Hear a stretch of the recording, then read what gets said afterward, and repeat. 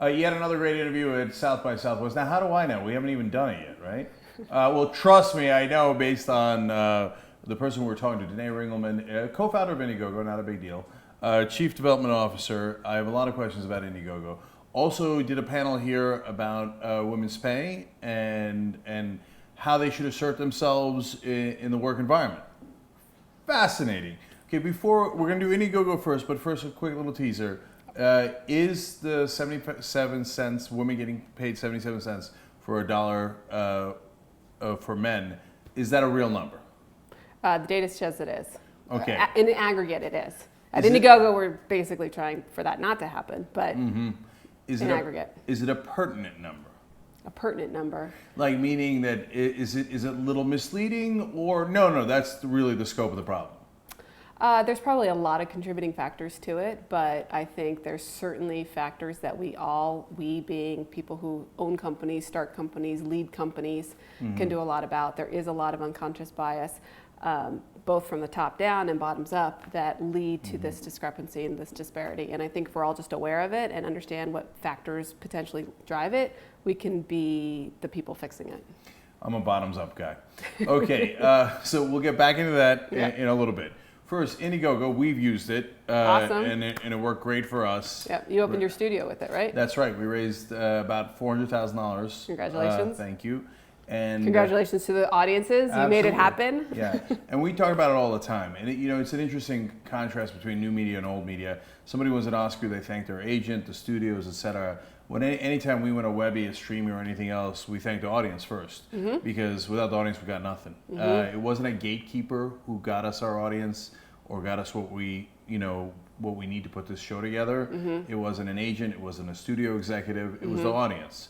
So, and you'll see every Webby winner, streaming winner, Shorty's winner will thank the audience first, right? And so in our case, Indiegogo helped us get the money we needed for the studio to actually be able to do the show.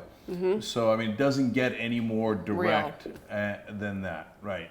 So and it's a symbiotic relationship. So now Indiegogo allows that for a lot of different companies, personal efforts, dreams, right? So, but at the same time, it doesn't work for everybody. So like everybody's got this idea. My dad every once in a while would be like, why you don't do Indiegogo to get a car? Or something. I'm like, no, Dad, that's not how it works, okay? So tell us about how you guys started in the first place. Sure. So we've been at this now for almost 9 years, and the seed for what became Indiegogo, I think, was planted inside my brain back in 2001 or 2002. The short story is I grew up a child of two small business owners. I watched them hustle and hustle and hustle to grow their business, never really breaking out because they could never get access to capital to help them grow. Just was aware of that, grew up with dinner table conversations. How are we gonna make payroll this week? Should we refinance the house? It was tough. So just grew up aware of how tough funding was and access to capital was. Parlayed that into working on Wall Street, learning money, how money flowed, business, all that stuff. Started helping filmmakers and theater producers on the side, try to get their projects off the ground. Trying to use my finance skills, which ended up being worthless because it wasn't that would help them get their ideas off the ground. It was just knowing the right people. All they cared about was who could I connect them to with money. And so had this massive failure of an experience where I got we were trying to get a play off the ground, off-Broadway play. It was a play about racial profiling, actually, and it was right after September 11th, so it was a super hot topic in New York City with a lot of racial profiling going on. I would say it's still a topic Oh yeah, in America. After all these years, still New York City, yeah. The stop and frisk and all that. All that stuff. So put on this one-night event. It went amazing. We got actors there to volunteer their time to read the play. We got an audience, packed a house. I even got investors there, the traditional types, who would witness the whole night. And at the end of the night, the goal was for them to be so impressed that they'd want to be part of it, write a check, and we turned it into full-blown production. And everything went perfect except for that last moment where they turned to me and they said, that was wonderful. Personally, I loved it, but I can't fund it. I'm not part of it. Let's pause there. Yeah. Because I care a lot about why they said no and then what that led to, right? I got no real good answer. Not our focus. Who are you? Because I had no experience. No, that is an answer. That is an answer. I want to come back to that in a second. Yeah. Okay. So a lot of what you said in there, I could really relate to. My dad's a small business owner. Then my mom became a small business owner, and people oftentimes don't have any idea, if they're not in this business and that's not what they do, how important access to capital is, right? So my dad ran a really successful real estate business in New Jersey, but it was small. It was within its own context. It was like, oh, I bought a building, and then once that building starts to make money, 12 years later, I can maybe take some of that money and get a new loan and get another building, right? Very slow. Enormously slow. Whereas Donald Trump, at the same time, is in New York. He starts with $40 million, no matter how much he lies about it now, right? At least $40 million from his dad, right? And then he goes, buys this, buys that, buys this. But more importantly, then has access to all the capital in the world. So while my dad is buying a tiny building in the middle of central New Jersey, Donald Trump is buying giant buildings in New York because not with his money, though. Exactly, because people loan him the money. The 40 million isn't the big deal. It's that you can take 4 million and leverage it up so that you could buy a $50 million, whatever the right numbers are, building, right? And then take that and leverage that up, et cetera. And you get to play in a whole different ballgame. Yeah, no, it's very hard to make money if you don't start with money. It's just hands down. And that is what most entrepreneurs in our country are. Most people do not come from money. It's just the fact. It's the most right? true fact ever spoken. Right. So if your success is dependent on you starting with money, look at that barrier to entry. It's not for lack of ideas. It's not for lack of heart and hustle and even audiences. It's because you just can't break through that barrier. And that's what we try to do with Indiegogo. That shouldn't matter. Who you know in terms of if you have enough luck to know the right person sitting in the right building with the right desk with the right pen that can sign the right check, that shouldn't matter. What should matter is if you've got the heart and hustle to bring your idea to life, and if there's an audience out there, those are the only two things should matter. And that's what the moment in that play when the audience loved it, the actors loved it, and the whole thing fell flat on the face because they didn't have the power to connect with each other and make it happen on their own. They were completely dependent on this third party investor whose interests were different or had other objectives or maybe biases against me as a producer. Who knows? We'll never know the answer. Okay, again, I think I have the answer. We're going to get to that in 1 second. So one more thing from that background you gave. You went and worked on Wall Street, and so you had all this expertise on how to do finance, the mechanics of finance, right? I thought I did, but... Right. And so, but when you went to go raise money, that turned out to be not nearly as important as actually knowing the right people. Is that right? For the play? Yes. Yes. I mean, what mattered most is getting the right investor in that room. And I was able to connect with a few investors because I happened to be working in a bank there was one banker who happened to know a few of these people, and she, as a total favor to me, introduced me to these, but she asked me not to tell anybody because I think they might have been people she was hoping to prospect for business for the bank as well. Right. But she was one of those people, maybe I was lucky enough to know her, for her to make introductions to these theater investors, but still that wasn't enough. So all this complicated world of finance, yada yada, it boils down to who do you know, right? And so now we get to the answer why they didn't sign the check. Okay, here's my take on that. You said maybe it's because they didn't know me, right? That is, I think, 90% of the answer. So you have to make them feel comfortable. But the problem is, if you're not already in the club, they don't know you, right? So then people outside of the club, which is 99.999% of us, never have an opportunity because the guy goes, there's something I don't know. I'm not quite at ease because I don't know you, and I don't know anyone who knows you and who has had good experience with you. And then the second part of it is, you're doing a play on racial profiling, right? That is from an outsider perspective. Most of the people who have money are insiders, right?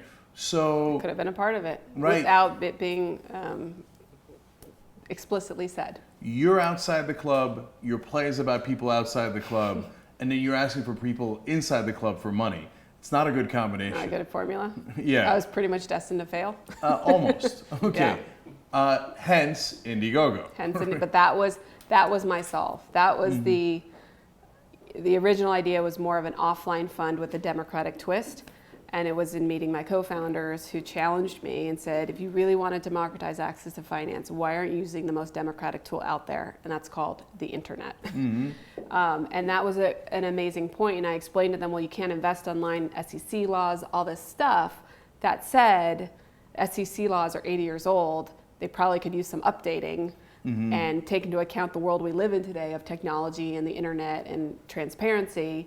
And let's see what we can do. And so the three of us got together and said, how can we prove that the internet is a great way to raise money and do it legally, which means maybe not allow investing right away. But that's when we came up with the concept for Perks. It was a total experiment and it's just stuck. It's become part of the kind of a pillar of the whole crowdfunding industry. But getting back to your point about in having to know the right people. When we step back, before Indiegogo, the only way to get ideas financed was, yes, to know that right person. And if you were lucky enough that right person, what you do is you go prepare a pitch, you go over to them, you sell them this vision, you say it, whatever you needed to say to get them to like what you're saying, right? And then you get their money if you're lucky enough to do it, and you'd have to jump over other hurdles, and there's unconscious biases in that process too.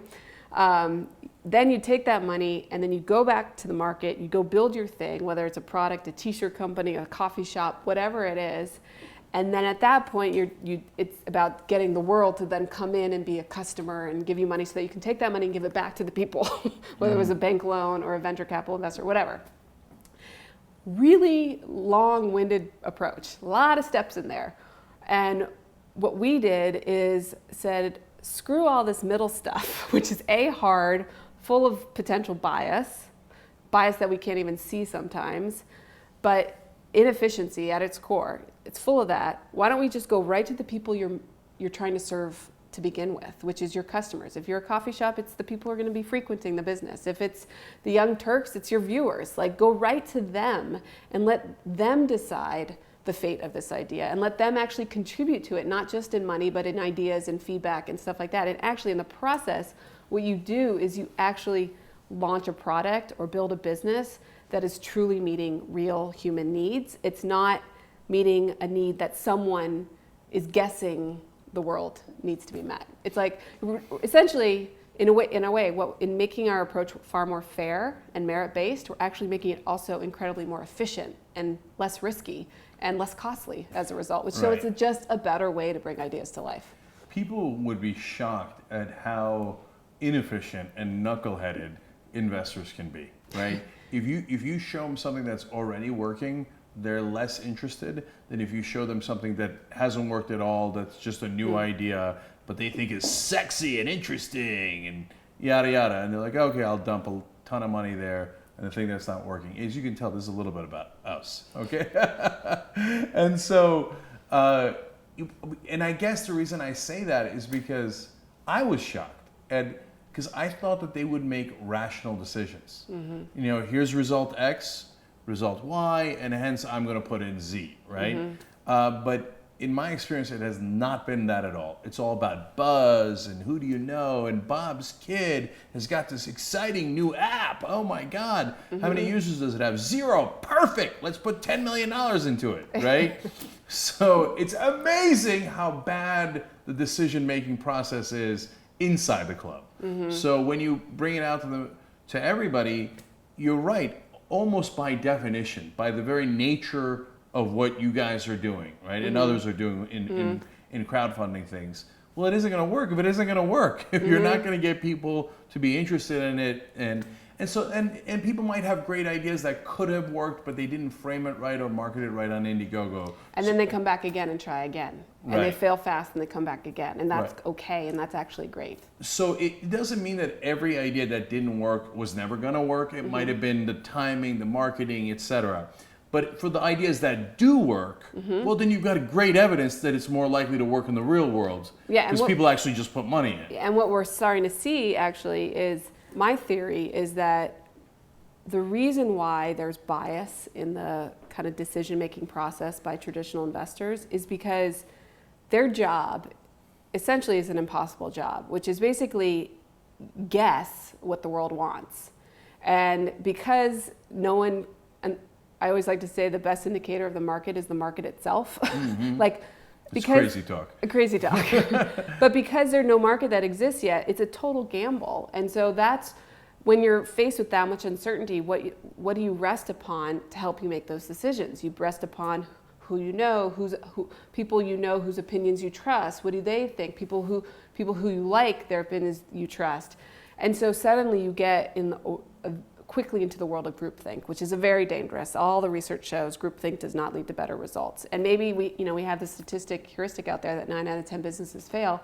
Well, maybe that number should really be 5 out of 10 or 3 out of 10, because if we had a system where we could actually test and see if a market was there before you actually threw all this money at it, then you would actually increase the chance of it actually happening, and you would stop yourself before throwing money at an idea that wasn't going to see the light of day. And so we actually get people writing us thank you notes saying, wow, I quickly learned that my idea didn't really sink in well with the audience that I thought it was going to be, and I'm going to go back to the drawing board and switch it up and stuff. For us to enable this fast failure is like, it's awesome. I call Indiegogo kind of lean funding, which is like, if people won't vote with their dollar to get your idea off the ground, there's something there where you're not providing some compelling value. So you need to kind of relook at that and then come back again. So I love these interviews because there's almost always some sort of aha moment where we all learn together, right? So I just had one as you were explaining that phenomenon. Okay. I realized part of the reason we started the Young Turks is because we hate the gatekeepers. We don't hate them on a personal level. There's nothing wrong with them. They don't want to be gatekeepers. The reason they got into being a gatekeeper, they got into being investors because they actually wanted to unleash ideas. But the system, the gatekeeping system, is stacked against them, where it was forcing them to say no more than saying yes, because there was no way to predict if there was a market for things. And so what Indiegogo's trying to do is allow people to prove their markets, learn that quickly, and then investors can then get behind you and help amplify. So I would see our job is we're a success when we actually stop demonizing gatekeepers, but allow them to be the people they wanted to be when they got into the business to begin with, which was to unleash people, to amplify, to help, to like push out. Okay, so I want to come back to that concept because you have a lot of experience in that I don't, in 1 second. But to finish the thought, it's not just gatekeepers in the investment world. It's also gatekeepers for us in the media world. So, and when you think about that analogy, it's really apt. So gatekeepers in the media world are program directors, television executives, studio executives, etc. And those people, what are they doing? They're guessing, right? They're guessing. And that's why they have a miserable track record of success. That's why 9 out of 10 pilots will be canceled, won't work at all. They'll waste an enormous amount of money on those television pilots, as an example, but it's also true in radio and movies, right? And how did they get that job? Did they get that job because they're terrific guessers? No. They got that job because they knew Bob, who was already inside the club, and Bob promoted them up to that spot, okay? But the people inside the club are also, this is just a corollary to this theory, are at a disadvantage because the overwhelming majority of the population is outside the club, and so they don't have good direct experience with them, right? So they're like, well, I know that the boys at the club will love this movie or love this show, but they can't get a grasp on what real human beings will. What a horribly inefficient system, and what YouTube and online has done is, let's democratize it, totally right? Take away the gatekeepers, and whoever gets an audience gets an audience. I think Don Cheadle is a great example of this. This is an inside. He's in the system. He'd been trying to make his biopic on Miles Davis for 8 years. He actually has been trying to make it since the beginning of Indiegogo. Like we had these parallel tracks. And then after 8 years of rejections from studios, no one wanted to get involved. He just turned to Indiegogo, and he finished raising $300,000 or $400,000 and got the film out. And on Sundance, it's doing incredibly well. Like, it's because he gave his fans, Miles Davis fans. My brother-in-law is a DJ. We went to his wedding. Every table had a different musician, his top 10 favorite artists. The table that he sat himself at was the Miles Davis table. He and my sister. Like, this allowed him to kind of be part of the movie that he wanted to see. It's this person that he's loved for so many years and grew up listening to. So, like, it was. I found about this film. I found out about this film on Indiegogo because of my brother-in-law, who it got it found its way to him because we're doing our best to like help ideas get to their relevant audiences out in the world. And I found out about it through him, and his passion for it was amazing. It's like, oh, look at what Hollywood is missing. If they just allowed their fans to be part of it a little bit more, they could actually, A, make movies that the people really want to see and bring down their cost structure. Well, that's true, but so that's why I wanted to ask you about your experience with the Gatekeepers and Indiegogo, because in my experience in entertainment, the Gatekeepers don't like you saying, hey, we already proved it out with the audience already loves it. I feel like they're instinctually offended by that idea. That like, wait, I know what I'm doing. I'm not going to trust no stinking masses to what programs should go on air. I'm the genius who's going to figure it out. Are investors a totally different animal when it gets proven out in Indiegogo? Or they're like, great, let me jump in? I think it's really starting to shift. We're starting to see now venture investors using Indiegogo as a pipeline for deal flow, is what they call it, which means they're on Indiegogo looking for companies that are starting to get traction that then they could come in and help amplify. We're also, whether it's by they're forced to be doing it or they're doing it authentically and on their own. We've seen campaign owners who maybe get a VC deal up front, wasn't great terms, so instead they turned to Indiegogo, raised a ton of money on Indiegogo, clearly found their market, proved that they had a market, and the venture investors who had given them that term sheet were trying to close the terms, and the campaigner was able to say, look, this is the attraction I've just gotten, there's a market here, look at all this data. And he was able to use that to renegotiate the terms in a much more favorable deal for him as the entrepreneur. So it's, I think what's happening is, there probably is always certain investors like the studio, if there are people within the studio system that are like offended by the concept. I think that anybody who's trying to resist change in any kind of way, it'll end up working against them. And I think the folks that, YouTube came out of this, like people who embraced change and realized what do people want? Ultimately, people want what they want, right? And what we've actually unlocked is that the 4 reasons people fund on Indiegogo, like the selfish reason, which is the perk, or in the investing world that would be profit, that's just one reason why people fund on Indiegogo. The other 3 reasons are people, passion, and participation. So they fund things because they want to fund people. I'm sure a bunch of your funders wanted to fund you and the whole team here because they like you, they believe what you're trying to do is important, and you need more support to get it out there.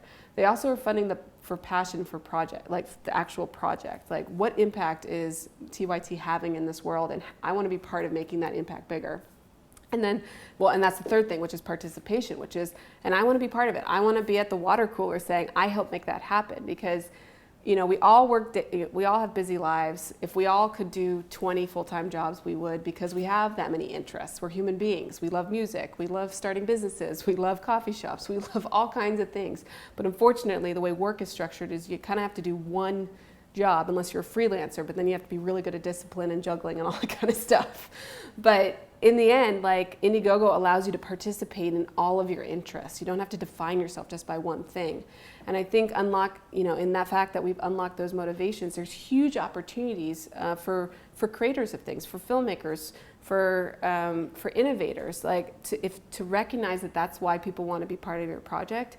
There's so many opportunities from that. And if you just sit there and resist the change and say like, I know better than everybody else, you're just not going to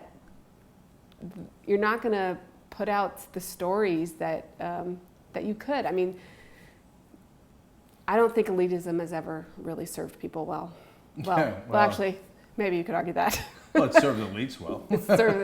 Right, but I think the music industry, the longest time they resisted the online. I mean, you had Kevin Kelly here. Like one of the most instrumental lectures I ever listened to was when I was starting Indiegogo, and Kevin Kelly was talking about the 6 generatives of free. It was a blog post he probably did 8 years ago now, and he basically said, look, with the internet here and digital, with things being digitized, anything that's digital will get shared. Like, don't try to fight it. But here are 6 ways you can make money off of free. Just accept the fact that things will now flow freely for free and accept that, and then look to these 6 new ways to make money. And one actually was patronage, which was kind of the area that I would think Indiegogo was when we were starting. That's kind of what we were thinking. I'm like, oh my God, it totally makes sense. You can't steal or copy what doesn't yet exist. But when you fund something, you actually can make it exist. And that's a completely different experience. And so I think the music industry for the longest time fought that. And it's the companies that are embracing it and saying, okay, let's accept the fact that things are going to go digital and viral and be shared for free. And then how can we make money off that? How can we use that as a marketing mechanism then to help drive people to concerts or real-time events or experiences that you can't copy? Yeah. So of the 4 Ps that you mentioned as to why people put money into Indiegogo projects, perks are, for those of you who might not know, it's simple. It's I'm making a movie and I'm going to give you a DVD of that movie once it's done, right? Yeah. Or I can, for more, you can be our boom holder. People will pay for that. I know your team is laughing because you're like, no one wants that job. But people put names on our cameras in the studio. Yeah, talk about, And we've had those names on those cameras and on my chair and all for 3 years now. That's amazing. And that's what we refer to the cameras as. So it's I hear real. there's a bunch of guys from a pizza parlor in Canada who named one of your cameras. They had one of the cameras. Yeah. Of the 4 Ps, people, passion, participation, and perks, what do you think is the most important? That's a good question. I think what's most important is to hit on all of them, like the mixture of them. So what I tell campaign owners is don't just talk about the what, talk about the who, the why, and the how, which really kind of hits on all 4 of those. The what is the perk or the actual thing you're making. Sometimes when I see campaigns where the video just kind of looks like an advertisement, while it's a really nice advertisement video, and they will, I'm sure, collect funding for people that are purely motivated by the perk, I feel like they're leaving so much more on the table if they had just put themselves in that video talking about why they were bringing this, really cool camera to life, or what their background is that led them to this point to want to make it happen, and who they're trying to serve. Because I think as human beings, we're more complicated than just wanting to be selfish. Like, I think maybe the ultimate, actually you've seen research on this, maybe the ultimate form of selfishness is helping people, is altruism. And so I think campaigns that allow people to kind of act on those altruistic needs as well as get something in return, like a perk, they deliver the secret kind of combo there that really unlocks the most amount of people. All right, then let's try it right here, okay? So you guys make our show happen, so participate with us. Go to tytnetwork.com/join, okay, to become a member of the show. And I'm a person telling you that that's one of the perks you get is you get exclusive members only content, okay? And you get the show without ads. And tytnetwork.com/join. Let's see how many people join up. And why are you doing TYT? Because we are going to change the media. We're going to change the government. We are the agents of change. We can't wait for a knight in shining armor to come and rescue us as a politician. We got to do it ourselves. That change is a-coming, and we are that change. And why do we need that change? Because the system is designed around helping the people that already have power and money, part of the discussion we've been having here, and we need to upend that system so that we can give everybody opportunity. Okay, we're not going to make everybody rich, and we're not talking about fantasy land. We're talking about real. Your kid deserves as much opportunity as anybody else's kid. Right now, they're not getting it. So the way you do that is you get, in our estimation, is when it comes to politics, getting money out of politics. Because if the moneyed interests can donate and hence control our politicians through their patronage, they're always going to work for those people. They're never going to work for us, right? And in the media, they get the advertising from those same interests. The giant corporations own the media. So all they're doing is propaganda for the powerful. So if you don't like that and you want somebody on your side, tytnetwork.com/join. Right. How's that? That's great. Okay, all right, good. And just keep telling us how you're doing that. You're probably covering stories that aren't getting told, and you're absolutely, the how that you can share too, of how you're actually giving opportunities to people who haven't been given those opportunities, which probably just means giving it to them and showing them on your network. The more people will understand the value that you bring into this world, and the more they'll want to be part of making sure that that value doesn't go away. Awesome. So one more thing about Indiegogo before we switch gears to Yeah. the issue of women in the workplace. What percentage of the people who do an Indiegogo project succeed, get to their goal? Because let's keep it real, not every project works, and I don't know, maybe a great majority of the projects don't work. And this is what I tell every entrepreneur: define your definition of success first. Mm-hmm. Some people just want to test to see if there's any appetite whatsoever, and so if they raise no money, that's a success, right? Then there's some people who have a very clear vision about what they want to do, and they really need this money to go, and they still don't raise. And then they learn something from it. They learn why people are not funding it, and then they come back again. So the first time maybe they failed, the second time they come back and it's a success. And so both of those scenarios. And then you have the third type of people who know they want what they want to do. They want to raise the money. They know where they're going to be, and they actually succeed at doing it. That's a success. So a lot of our world fixates on funding ratios, and success ratio being the number of people actually reach their funding target. And while there's a lot of people on Indiegogo that are doing that, that's not necessarily the ultimate reason why Indiegogo exists. The reason Indiegogo exists is our mission is to make entrepreneurship accessible to everybody, which means failing fast, learning, moving your projects forward. If you don't raise the $10,000, maybe you can start with the $5,000 that you did raise and do something with that, and then come back and raise another $20,000 later. Right. And so what we care more about is dollars raised by people total. That's why we have actually two different funding mechanisms. We have fixed funding, which is the mechanism where you only get the money if you reach your funding target. And then we have flex funding, which is the mechanism where you get your money whether or not you reach your target. Doesn't matter. And the different approaches are different for different people. So if you are someone who knows that you have a minimum threshold, you can't move forward on a project unless you get a minimum amount of money, then you go with the fixed approach. But if you're someone who knows no matter what you get, you can still make progress on it, then you go with the flex approach. And then you can always come back and do more or augment it with other traditional forms of money. So from a target perspective, I don't actually know the exact percentage. And I also don't know if it matters.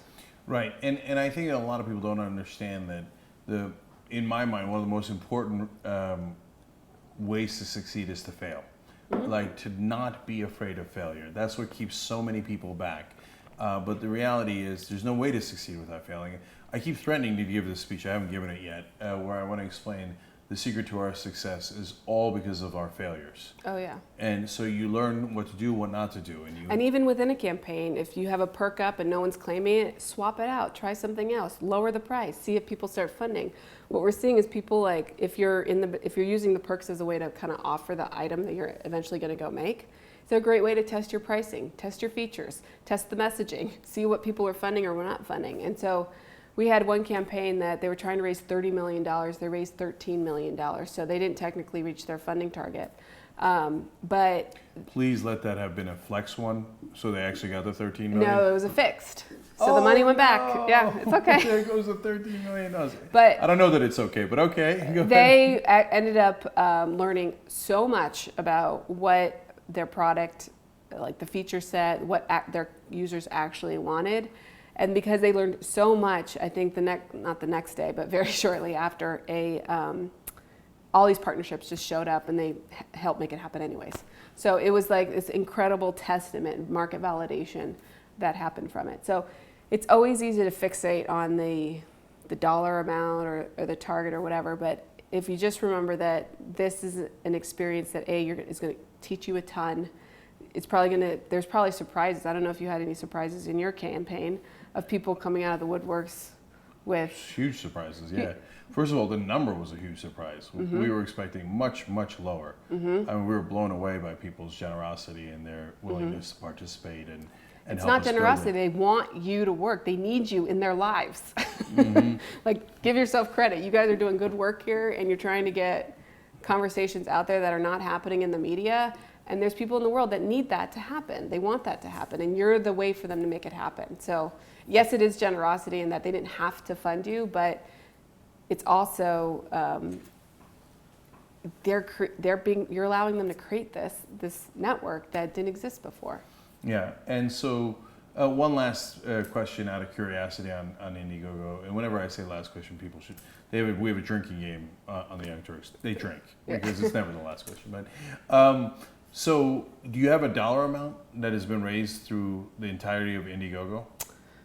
Oh, like overall total? Overall. Yeah. And we actually have a sister site too called generosity.com, which is purely for personal causes and nonprofits, which is more classic. Like if someone gets sick. Someone gets sick, you need to, raise money to help pay for the insurance or medical bills if they don't have insurance, or a birthday party celebration. You want to raise money to send somebody, or buy them a car.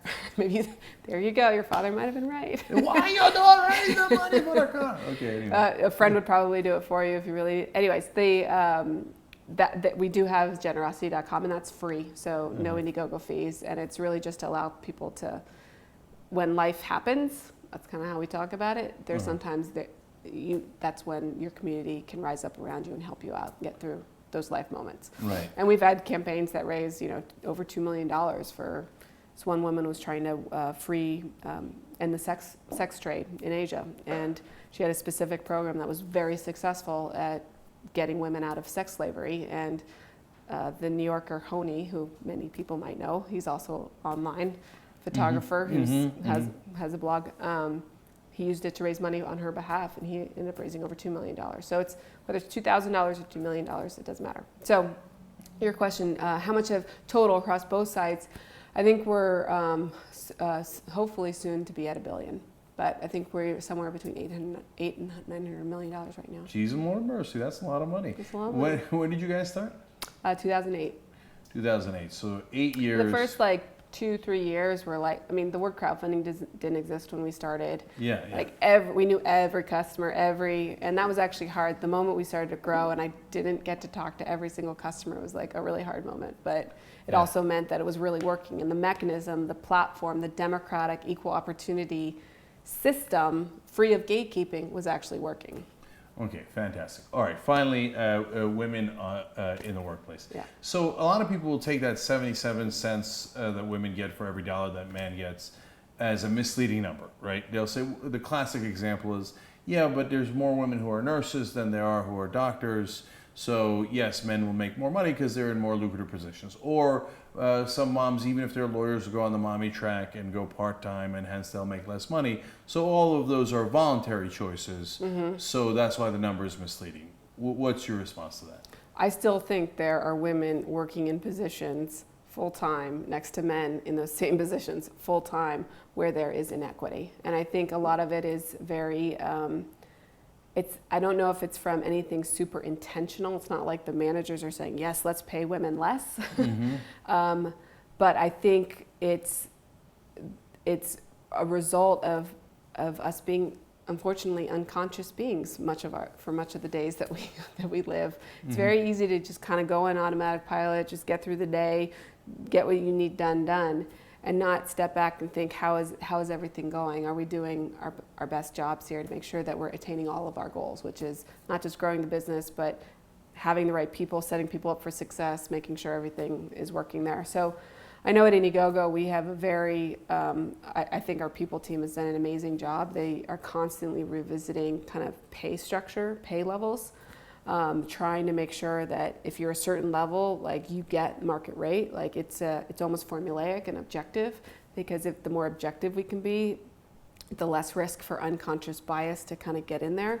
But some of the, some people point to the fact that women don't negotiate their salary as much when they get a job as men do, and also the research shows that it's potentially partly because when women do negotiate, they're seen as demanding and greedy, when men are seen as strong and the type of guy I want working for me, who pushes for things, So I think it's probably impossible to know exactly every single person that's been hired in the last year, if there was unconscious bias in those hires or not. But what is possible is for every hiring manager out there to look at the process that they hire, look at the process that they recruit. Do they actually go out and recruit the widest population of people, or do they just focus their efforts on, maybe groups of people that they know and they like and they've gotten past hires from? So that's, in a sense, kind of potentially perpetuating bias without even realizing it. So try to think about what's the most equal opportunity approach to hiring, what's the most equal opportunity approach to setting people up for success, onboarding, reviews, all that kind of stuff. We focus a lot on values because I think in clarifying what values people need to embody, when we do our culture and behavioral interviews there, we're focusing on actual behaviors that we need them to do versus people saying, yeah, the guy has all the skills and I like him, I like hanging out with him. So that's the danger zone when you start saying, yeah, he's cool, he's friendly. That's when you potentially have mishires.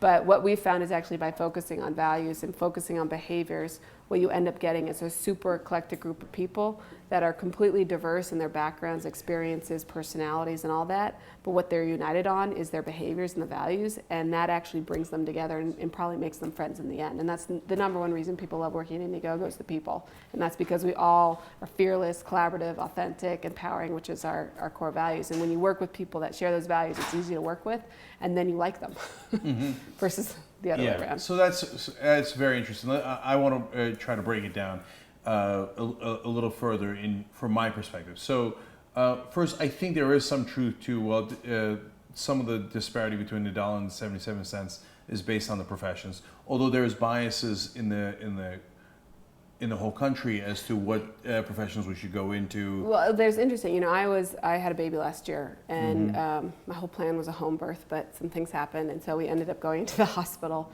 And I was floored by the diversity of professionals that kept coming into my room, from nurses to doctors, to like so many women doctors, and of all colors, all races, all ethnicities. I was like, you guys need to write a memo for the tech industry. Like, this is awesome. And but the group I was in, or the place I was in, was, you know, was dealing with a lot of OB doctors, or baby, or perinatologists, baby doctors. And well, I was talking to one of the female doctors, and I was telling her, I'm so impressed by how much diversity you guys have. And one of them was saying, yeah, OB used to be one of these super, super elite specialties. And it was men only. And then as more women started to move into it, it's now quite diverse, but it's also lost its hardcoreness. Like, it's not as valued as other specialties. And that's so it's like the moment women move in, suddenly it's a less valued profession, which is interesting. It's all based. So there are all these macro biases at play as well, right? Yeah. And so yes, last time I was at the hospital, there's a lot more male nurses these days, and the number of women doctors is obvious, right? That the percentage has grown dramatically, but they're still fighting that long battle for over the decades and generations of what that perception used to be, right? So there's still some of that that's left over, and that affects the pay, right? So even if it's not 80% male doctors anymore, or 100% male doctors anymore, it might still be 55%, 60% as as history gets closer to justice and equity and all that stuff. So that's part of it. I think that there are also other factors at play. So I think you mentioned one of the most important ones, which is what we don't know what we're doing, right? Like, it's not that people are making a conscious decision in paying less. So, and it goes to another point you were making.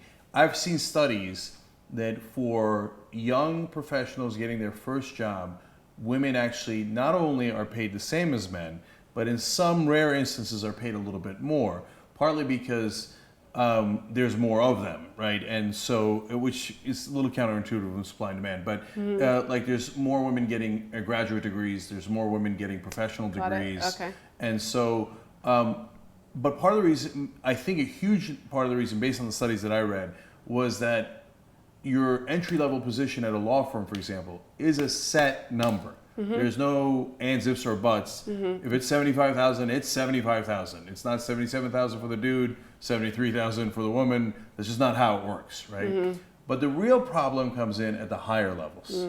And so when you get to executives, it's still, the tide of history has not turned yet, right? And it's still an insider, more of a club feel. and the guy at the top doesn't realize that, hey, he's not actively saying like, I don't want women in my club. I'm not going to promote her to COO, right? He thinks, I know Bob. I've known Bob for 30 years. I like Bob. I trust Bob. I'm going to make Bob the COO, right? Because at those higher level positions, there's been decades of men being in those positions, being in the club, etc. So that is a phenomenon that is will inevitably give way. That's the good news. The bad news is, in the short run, that's a hard thing to break, right? So how do you go in and change that mindset enough for them not to hire their best friend or a guy they've worked with for 30 years?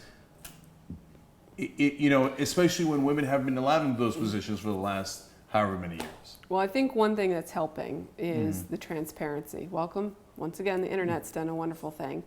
It's actually completely upped the ante on companies and how they announce job opportunities, share job opportunities. You have companies like Glassdoor, PayScale, all these companies that are bringing transparency to both what job opportunities are out there and what market rate pay is for all those things. And I think the more successful those types of companies are, the more leaders know that they have to be objective in their processes for things. I think we're in the fortunate position in that when we started Indiegogo, we were a pretty diverse group of co-founders. Slava was an immigrant. I'm a woman. I like to joke that Eric was a geek, but we're all geeks, whatever. Where's Slava from? Slava's from Belarus. Okay. He immigrated when he was a little boy. His parents were trying to come to America to create a better life for him and his brother. Slava's a cool name. It could have been a rapper. Slava Slav. Slava Slav. Yeah, it's interesting. His name is Vyacheslav, which is a Russian name, and everybody called him Slava. And then he grew up in a tiny town, Pennsylvania, surrounded not by a lot of other Russians. And he was singled out a lot, and kids made fun of him because his name was different back then. And so he actually took it he's very much take the reins, take control of the situation when something's not working. And so he basically negotiated with his father to let him change his name. So they went into the courthouse, and the only requirement, I think, was that he had to keep the same number of letters in his name and had to start with S, I think. So he said, fine, I can deal with that. And so he changed his name to Steve. And then when he started Indiegogo, 30 plus or 20 plus years later, when I met him, he said, you know what, we're in the business of helping people be themselves, essentially, go after their own dreams. And I think he's like, it's time to go back. I need to go back to my roots, who I am. And so he started referring to himself back again as Slava. So I've only known him as Slava, but it was funny because I went through this period of transition. People kept talking about Steve. I'm like, who are you talking about? Oh, that's funny. Anyways. Okay. But that's a tangent. Yeah, I'm sorry, I got you on that tangent. You were saying you had a diverse group of people who started. Sorry, we had a diverse group, and in the challenging part when you're a startup and when you're starting out is you don't have a lot of resources, right? You basically, the resources is your time and your hustle. And so, but then you have the challenge, in order to build a diverse team, you want to be as equal opportunity in the marketing of your jobs as you possibly can. And oftentimes that takes money to recruit at all the colleges you want to go to, or get the word out, or spend at, or whatever you needed to do. And so I think I'm very honest, upfront about we quote got lucky in that maybe we didn't get lucky because we were who we were, but we were diverse in ourselves. And while it created a lot of challenges at times over the last 9 years, because we were very different people, it's that diversity of thought and of how to do things that, while it was frustrating a lot of times, it actually got us to a better place. And I think it also allowed us, when it was time to start hiring people, we went to our own networks. But because we were kind of a diverse group of people, at least ethnically and gender-wise, I wouldn't say socioeconomic or education-wise, we we all went to our friends. We had different kind of friends, and so.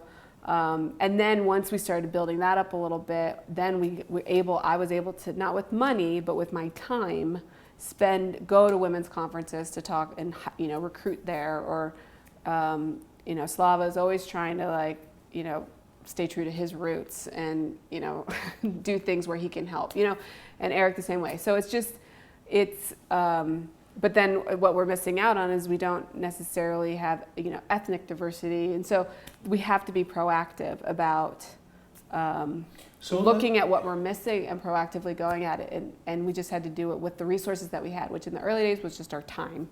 But now it's time and energy and money.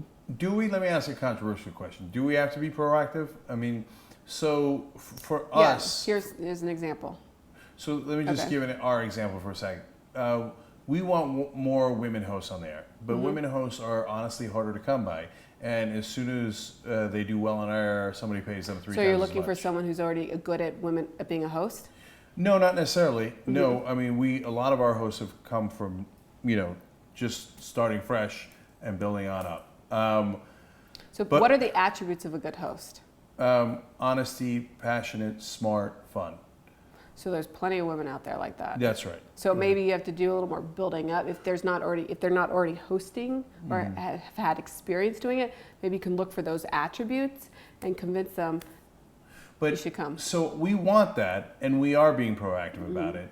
But the controversial question is why? Why do I have to work hard at it?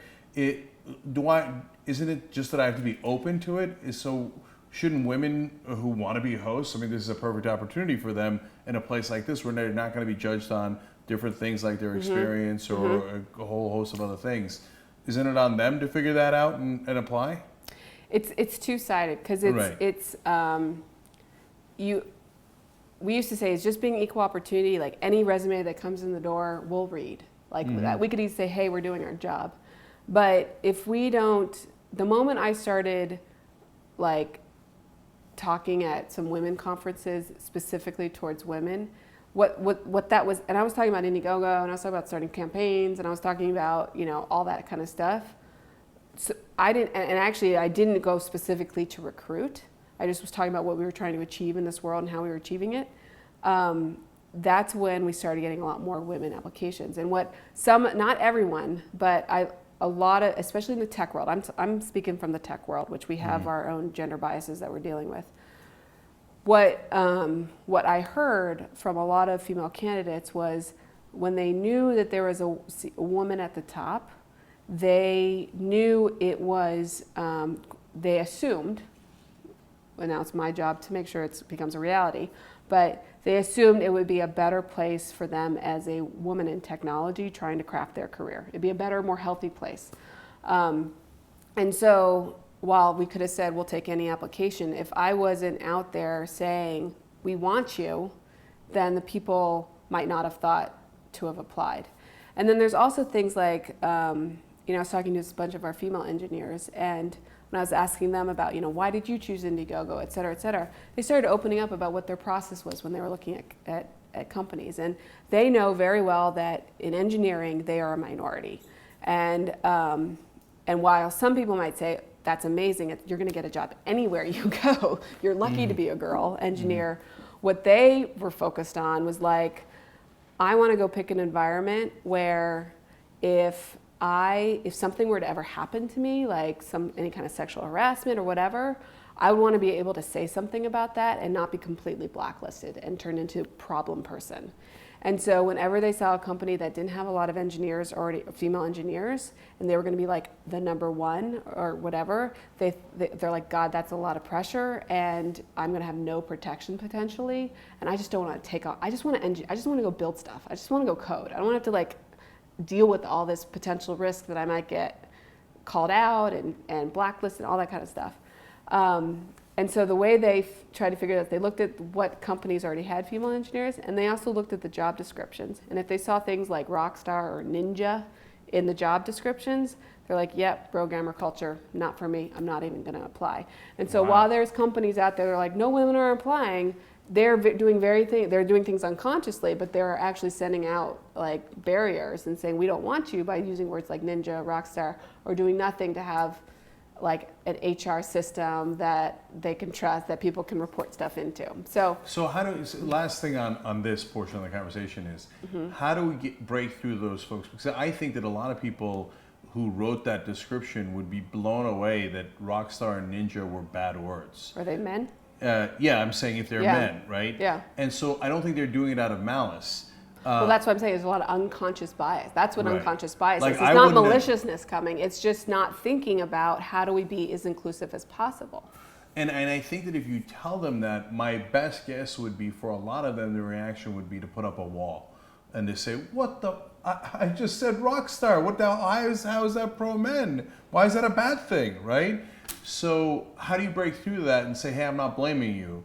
I'm just trying to get to a better place." And isn't this interesting that women perceive it this way? So how can we fix that? Do you think that that's possible? Is that working?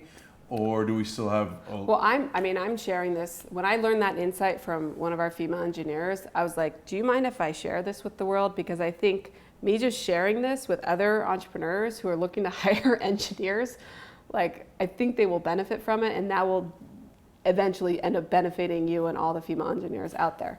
So that's part one. So I have done that. I've been at conferences and I've shared that, and people are like, "Oh my God, I never thought about that." And that's the beginning, is to become aware of your own bias. I think a lot of men, and this I share with them a little bit, will get frustrated and go, "I don't know what the wrong words are." Like, so if I put in a job description looking for a badass host, will that turn women off? I have no idea. Potentially. Why don't you just focus on what the work is and the impact you're making? Because that's what I always say. I mean, right. We've had, what's interesting is, because of the diversity of our team, people are constantly saying things like, we need to stop doing this. And it's literally like, it goes back to, how do you change culture? You change culture by just being the change you want to see. And, we had one engineer say, we need to stop using the word master slave, because that is, which is like a construct in engineering with a leader and, followers. But right. everyone was kind of taking it for granted. It was just the words used. And she said, you know what?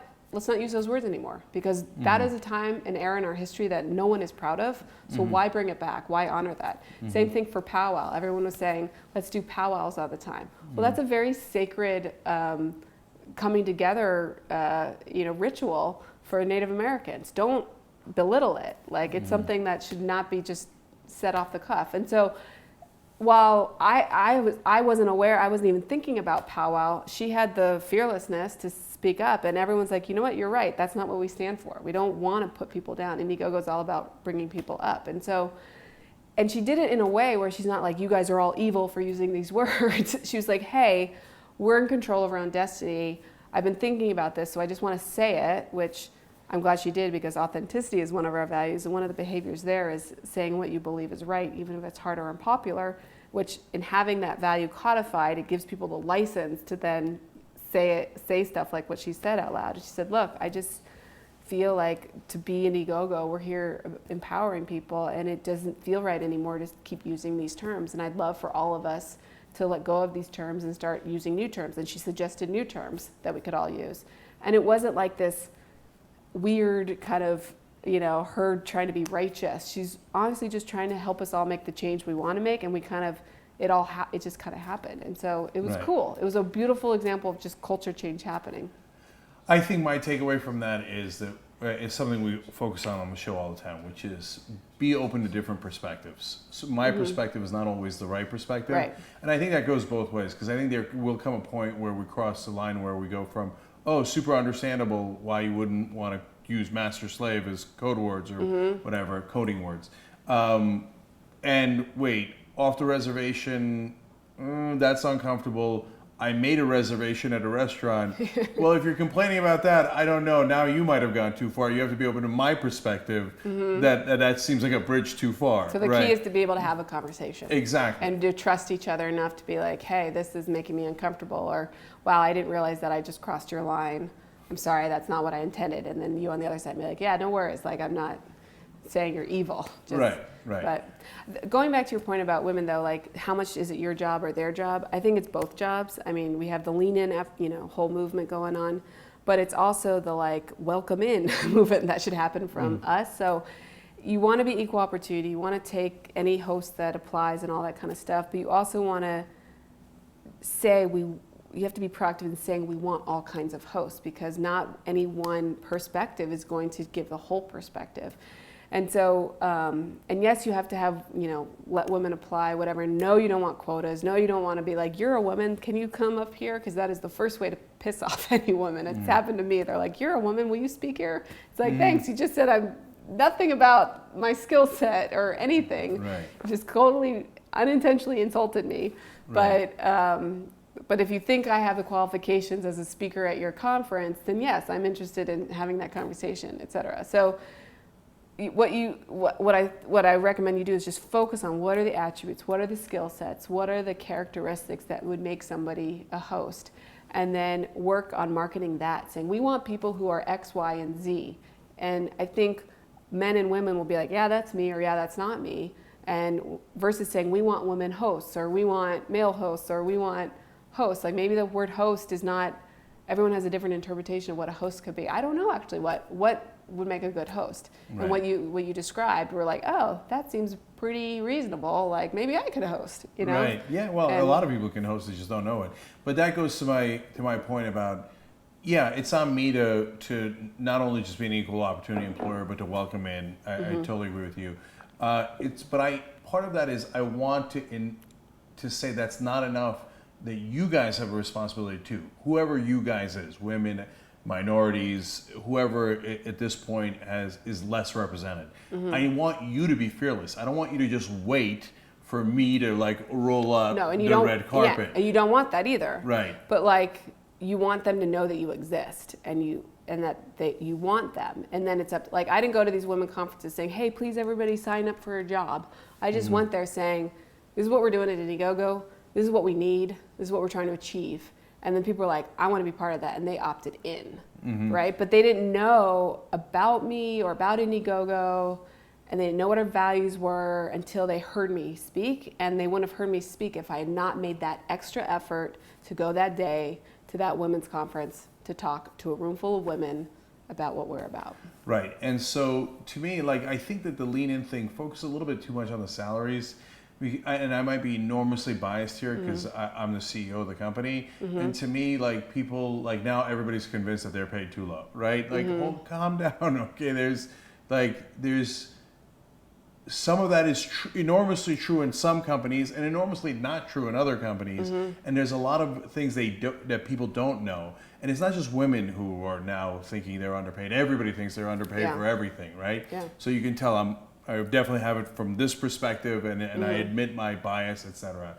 To me, what's much more important is being fearless in getting the job, in doing the job, in taking charge within the job. The salary, you of course demand what you're worth. Everybody should, right? Without being overly pushy, because everybody's got their perspective on what they're worth is $1 billion for everybody, right? So, okay, maybe. Typically, they say actually men are more like that than women.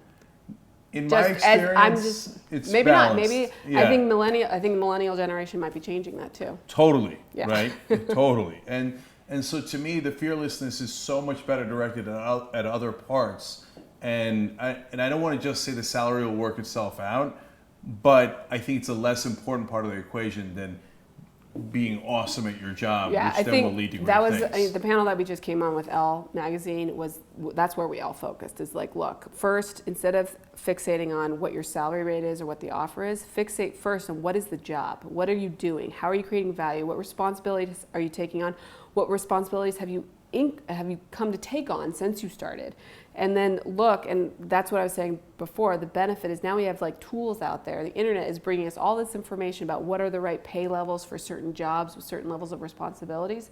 So then as an individual, you can take what you're doing every day and map that to what are other people making at other companies the same size as you, or what. And maybe it's not a perfect science yet, but there's leading indicators, there's like directionally helpful information. And so, but you've got to still focus on what are you doing every day and where do you want to go? What skill sets do you want to learn? We have plenty of people in our company who've started off as customer happiness agents, now they're product managers or in the design team or we've had some trust and safety analysts move over to engineering. And the way they got there was they said, I want to be over there. What skills do I need? They worked with their manager. The manager said, you got to learn all this stuff.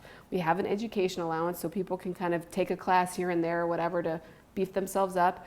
And they basically made the case. Just like in business, you have to make the case to invest in an area or a growth strategy or whatever. They made the case for themselves. Look, I've got these skill set now. I have this much experience. This is what people are paid.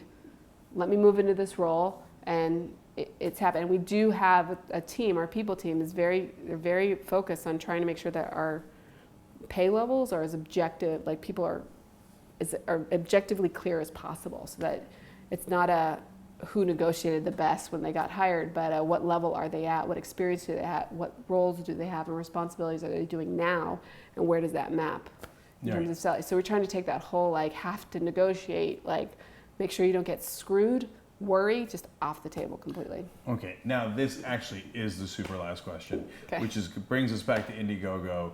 Has Indiegogo ever Indiegogo'd itself? I always say if we had Indiegogo and we were starting Indiegogo, it would have taken like, as long as it took to get off the ground.